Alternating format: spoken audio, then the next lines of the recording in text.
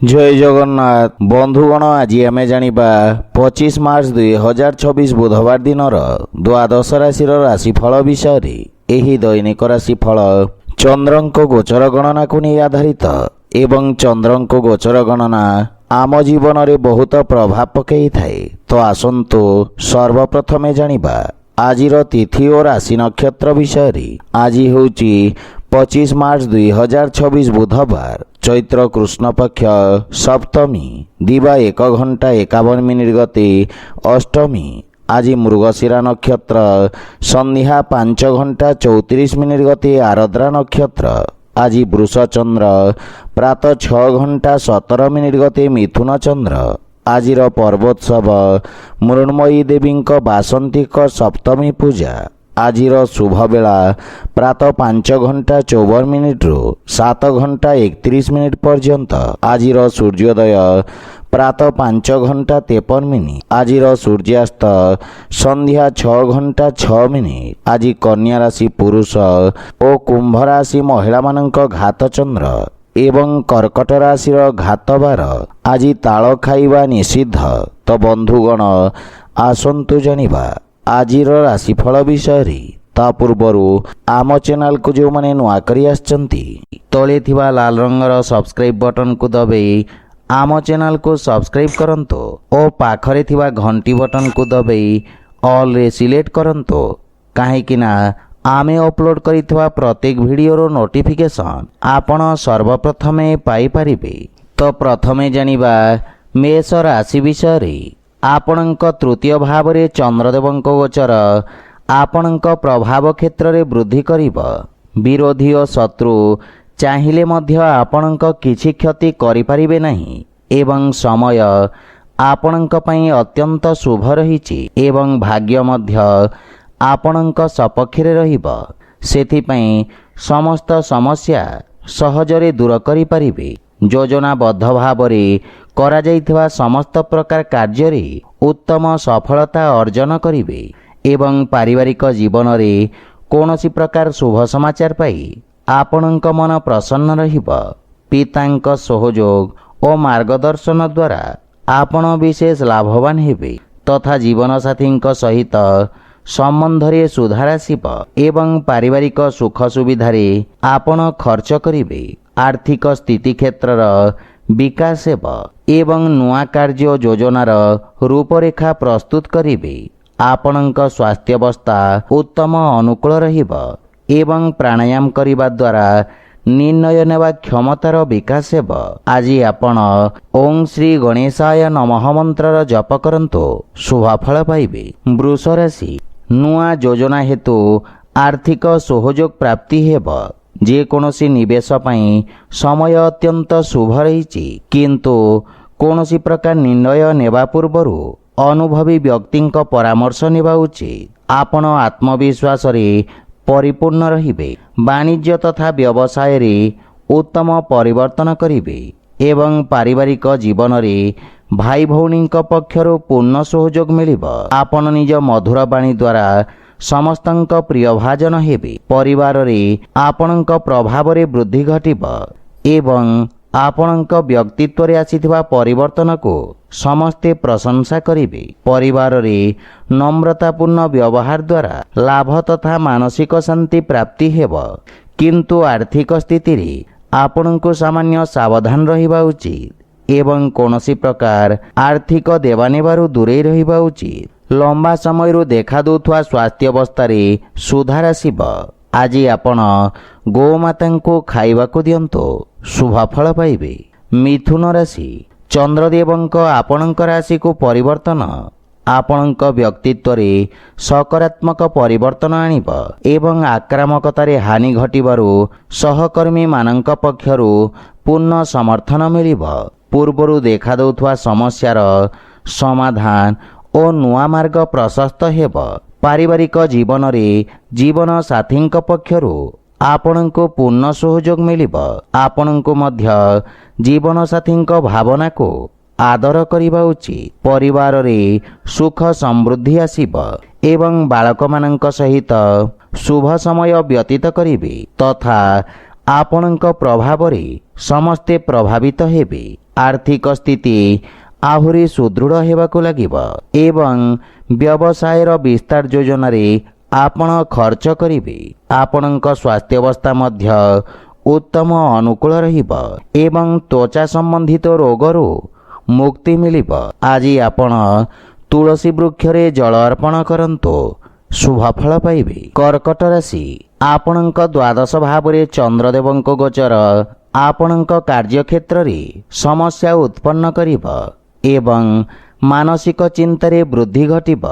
ନୂଆ କୌଶଳର ପ୍ରୟୋଗରୁ ବ୍ୟାପାର ତଥା କାର୍ଯ୍ୟକ୍ଷେତ୍ରରେ କିଛି ବଡ଼ ପରିବର୍ତ୍ତନ କରିବେ। ନୂଆ ତଥ୍ୟ ସଂଗ୍ରହ କରିବେ ଯାହା ଭବିଷ୍ୟତରେ ଆପଣଙ୍କୁ ବିଶେଷ ଲାଭାନ୍ୱିତ କରିବ ଏବଂ ପାରିବାରିକ ଜୀବନରେ ଭୁଲ ବୁଝାମଣାର ସ୍ଥିତିକୁ ଆସିବାକୁ ଦିଅନ୍ତୁ ନାହିଁ। ପରିବାର ସଦସ୍ୟଙ୍କ ସହିତ ଭବିଷ୍ୟତର ନୂଆ ଯୋଜନା ପ୍ରସ୍ତୁତ କରିବେ। କିଛି ନୂଆ କାର୍ଯ୍ୟ କରିବାର ଆଗ୍ରହ ପ୍ରକାଶ କରିବେ।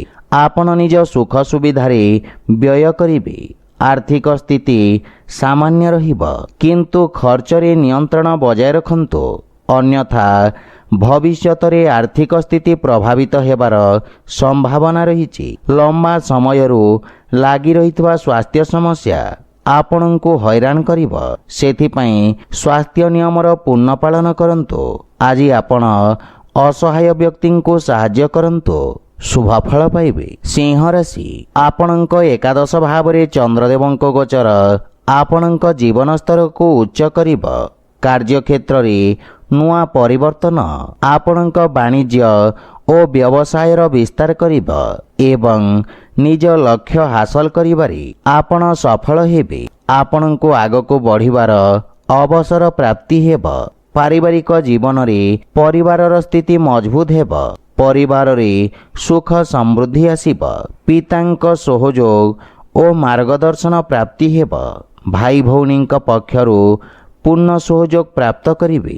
ପ୍ରେମ ଜୀବନ ପାଇଁ ମଧ୍ୟ ସମୟ ବିଶେଷ ଶୁଭ ରହିଛି ଏବଂ ଆର୍ଥିକ ସ୍ଥିତିରେ ପୂର୍ବରୁ ବକେୟା ଦେଇଥିବା ଅର୍ଥ ଆପଣ ଫେରି ପାଇବେ ଏବଂ ଆର୍ଥିକ ସ୍ଥିତି ପୁନଃ ଉତ୍ତମ ହେବାକୁ ଲାଗିବ। କାର୍ଯ୍ୟରେ ଅଧିକ ପରିଶ୍ରମ ବା ଗମ୍ଭୀରତାର ଆବଶ୍ୟକ ରହିଛି। ଜୀବନସାଥୀଙ୍କ ସ୍ୱାସ୍ଥ୍ୟ ସମ୍ବନ୍ଧିତ ସମସ୍ୟାର ସାମ୍ନା କରିବାକୁ ପଡ଼ିବ, ସେଥିପାଇଁ ବିଶେଷ ସାବଧାନ ରୁହନ୍ତୁ। ଆଜି ଆପଣ ହନୁମାନ ଚାଳିଶାର ପାଠ କରନ୍ତୁ, ଶୁଭଫଳ ପାଇବେ। କନ୍ୟା ରାଶି, ଆପଣଙ୍କ ଦଶମ ଭାବରେ ଚନ୍ଦ୍ରଦେବଙ୍କ ଗୋଚର ଆପଣଙ୍କ କାର୍ଯ୍ୟକ୍ଷେତ୍ରରେ ସକାରାତ୍ମକ ପରିବର୍ତ୍ତନ ଆଣିବ ଏବଂ ସ୍ଥିତିରେ ସୁଧାର ଦେଖିବାକୁ ମିଳିବ। ଆପଣ ସମସ୍ତ ପ୍ରକାର ଲାଭ ଅର୍ଜନ କରିବେ। ପୂର୍ବ ସମୟରୁ ଅଟକି ରହିଥିବା ଧନ ଆପଣ ଆଜି ଫେରି ପାଇବେ ଏବଂ ଆପଣଙ୍କ ପଦ ତଥା ପ୍ରତିଷ୍ଠାରେ ବୃଦ୍ଧି ଘଟିବ। ନୂଆ ବ୍ୟବସାୟ ପ୍ରାରମ୍ଭର ଯୋଜନା ପ୍ରସ୍ତୁତ କରିବେ। ପାରିବାରିକ ଜୀବନରେ ସନ୍ତାନ ପକ୍ଷରୁ ପୂର୍ଣ୍ଣ ସହଯୋଗ ମିଳିବ ଏବଂ ପିତାଙ୍କ ଆଶୀର୍ବାଦରୁ ସମସ୍ତ ବାଧାବିଘ୍ନ ଦୂର କରି ସଫଳତାପୂର୍ବକ ଆଗକୁ ବଢ଼ିବେ। ପ୍ରେମ ସମ୍ବନ୍ଧରେ ପ୍ରସନ୍ନତା ତଥା ସନ୍ତୁଷ୍ଟିର ଅନୁଭବ କରିବେ ଏବଂ ପାରିବାରିକ ବାତାବରଣ ସୁଖଦ ହେବ। ବୈବାହିକ ଦାମ୍ପତ୍ୟ ଜୀବନ ସୁଖମୟ ହେବ। ଆର୍ଥିକ ସ୍ଥିତି ସୁଦୃଢ଼ ରହିବା ସହିତ ପୁରୁଣା ଋଣଭାରରୁ ମୁକ୍ତି ମିଳିବ କିନ୍ତୁ ସ୍ୱାସ୍ଥ୍ୟାବସ୍ଥାରେ ସାମାନ୍ୟ ସାବଧାନ ରହିବାର ଆବଶ୍ୟକତା ରହିଛି। ଆଜି ଆପଣ ସୂର୍ଯ୍ୟନାରାୟଣଙ୍କୁ ତିଳ ମିଶ୍ରିତ ଜଳ ଅର୍ପଣ କରନ୍ତୁ, ଶୁଭଫଳ ପାଇବେ। ତୁଳା ରାଶି, ଆପଣଙ୍କ ନବମ ଭାବରେ ଚନ୍ଦ୍ରଦେବଙ୍କ ଗୋଚର ଆପଣଙ୍କ ଭାଗ୍ୟରେ ବୃଦ୍ଧି କରିବ କିନ୍ତୁ ଆପଣଙ୍କୁ କିଛି ମାନସିକ ଚିନ୍ତା ମଧ୍ୟ ଲାଗି ରହିବ। ଆପଣ ପରାକ୍ରମୀ ତଥା କର୍ମଠ ରହିବେ ଏବଂ କାର୍ଯ୍ୟକ୍ଷେତ୍ରରେ ସମସ୍ତ ସମସ୍ୟାର ସମାଧାନ କରି ସଫଳତା ପ୍ରାପ୍ତ କରିବେ। ରାଜନୀତି ସମ୍ବନ୍ଧିତ ବ୍ୟକ୍ତିଙ୍କ ଖ୍ୟାତି ତଥା ଆର୍ଥିକ ବିସ୍ତାରର ଯୋଗ ରହିଛି। ପାରିବାରିକ ଜୀବନରେ ପରିବାରର ସହଯୋଗ ଆପଣଙ୍କ ସହିତ ଲାଗି ରହିବ। ଭାଇ ଭଉଣୀଙ୍କ ସହିତ ଉତ୍ତମ ସମୟ ବ୍ୟତୀତ କରିବେ ଏବଂ ପିତାଙ୍କ ଆଶୀର୍ବାଦ ପ୍ରାପ୍ତି ହେବ। ଜୀବନସାଥୀଙ୍କ ସମ୍ବନ୍ଧରେ ସୁଧାର ଆସିବ। ପ୍ରେମ ଜୀବନରେ ସମ୍ପର୍କରେ ମଧୁରତାର ସଞ୍ଚାର ହେବ କିନ୍ତୁ ଆପଣଙ୍କ କାର୍ଯ୍ୟରେ କିଛି ଶିଥିଳତା ଅନୁଭବ କରିବେ।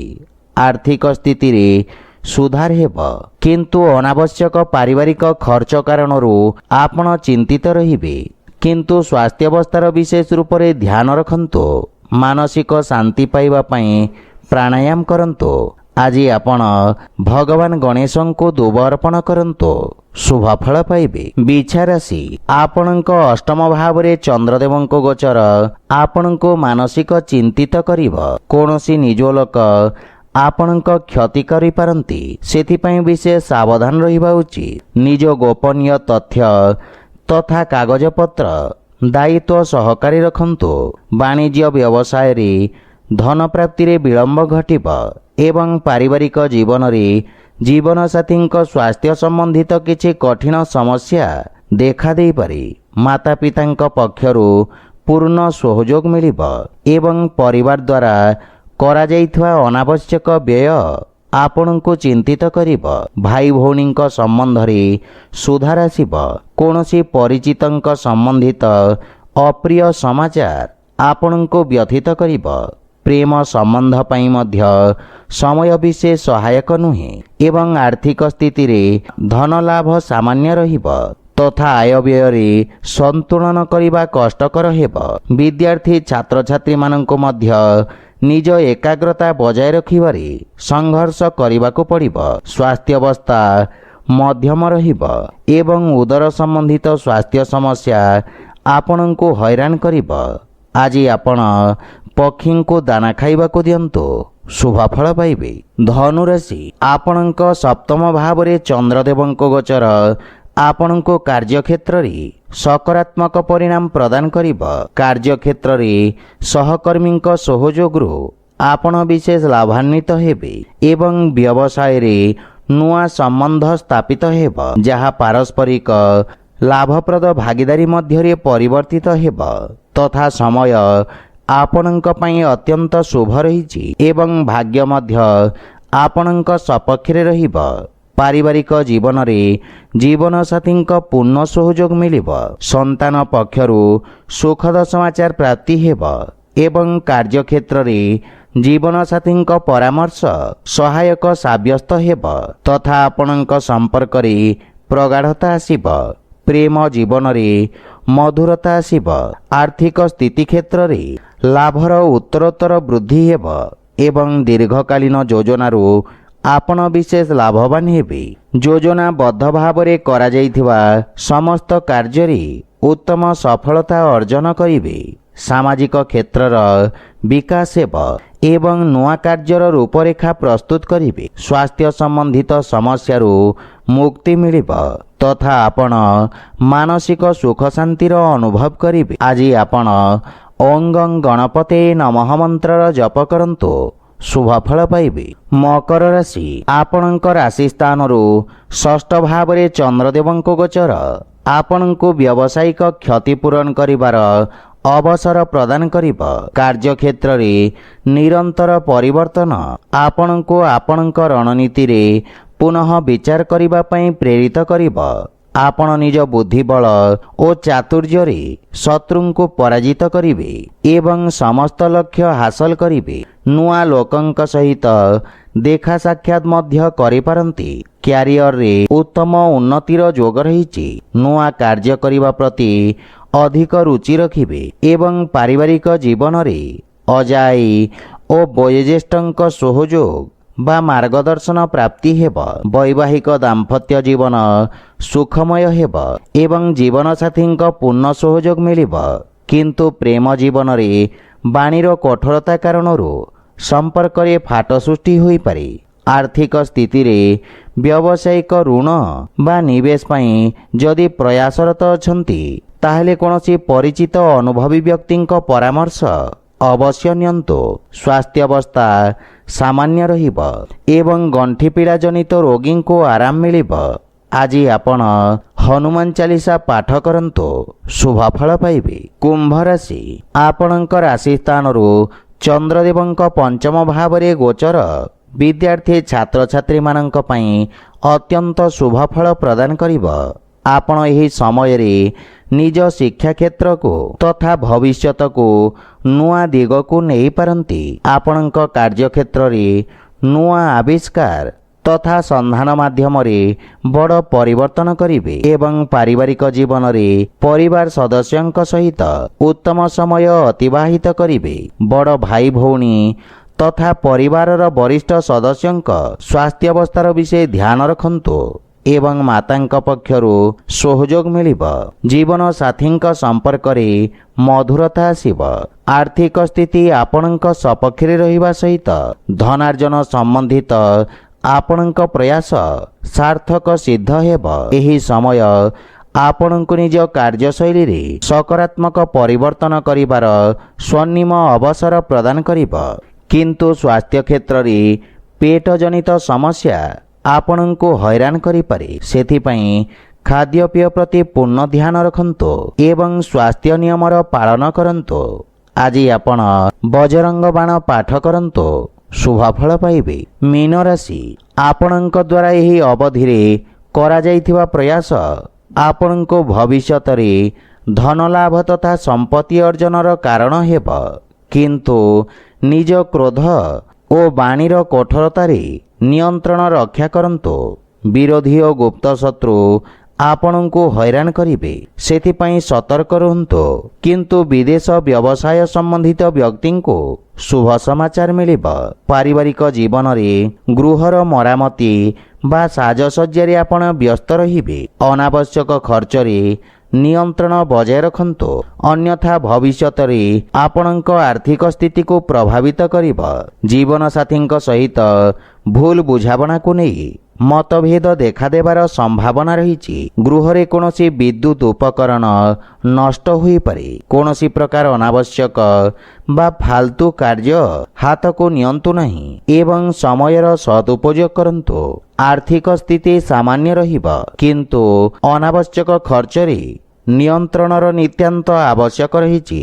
କୌଣସି ପ୍ରକାର ଅସୁରକ୍ଷିତ କାର୍ଯ୍ୟ ବା ଯାନବାହନ ଚଳାଚଳ ସମୟରେ ବିଶେଷ ସାବଧାନ ରୁହନ୍ତୁ, କାହିଁକି ନା ଦୁର୍ଘଟଣାର ଯୋଗ ରହିଛି। ଆଜି ଆପଣ ମାତାପିତା ଓ ବୟୋଜ୍ୟେଷ୍ଠଙ୍କ ଆଶୀର୍ବାଦ ନିଅନ୍ତୁ, ଶୁଭଫଳ ପାଇବେ। ତ ବନ୍ଧୁଗଣ, ଏହା ଥିଲା ଆଜିର ରାଶିଫଳ ବିଷୟରେ। ଯଦି ଭିଡ଼ିଓଟି ଆପଣମାନଙ୍କୁ ଭଲ ଲାଗିଥାଏ, ଲାଇକ୍, ସେୟାର ଓ କମେଣ୍ଟ କରି ଜଣାନ୍ତୁ ଏବଂ ଆମ ଚ୍ୟାନେଲକୁ ସବସ୍କ୍ରାଇବ୍ କରନ୍ତୁ। ଜୟ ଜଗନ୍ନାଥ।